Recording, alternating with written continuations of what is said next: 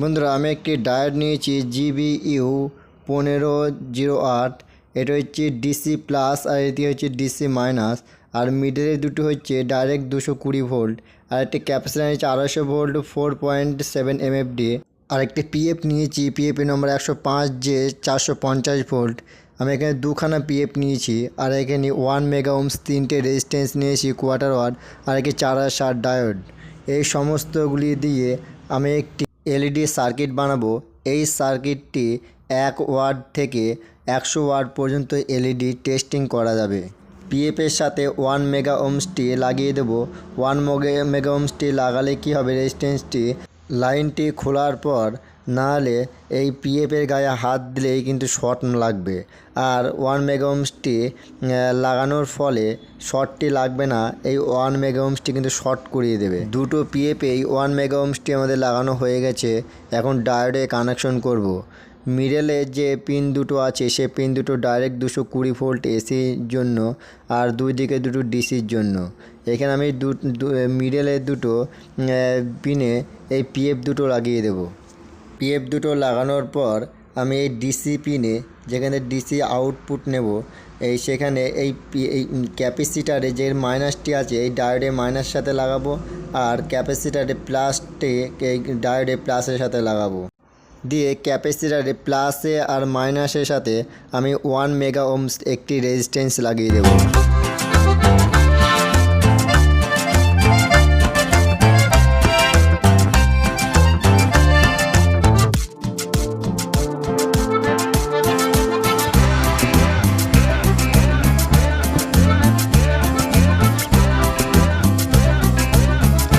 বাড়তি লেগগুলি কেটে নেব। বাড়তি লেগগুলি কেটে নেওয়ার পর পিএফের সাথে আমি এসি কর্ড ঝালাই করব। ক্যাপাসিটারের প্লাস আর ডায়োডের প্লাস যেখানে লাগিয়েছি ঝালাই করেছি, সেখান থেকে আমি এই ডায়োডটি ঝালাই করে দেব।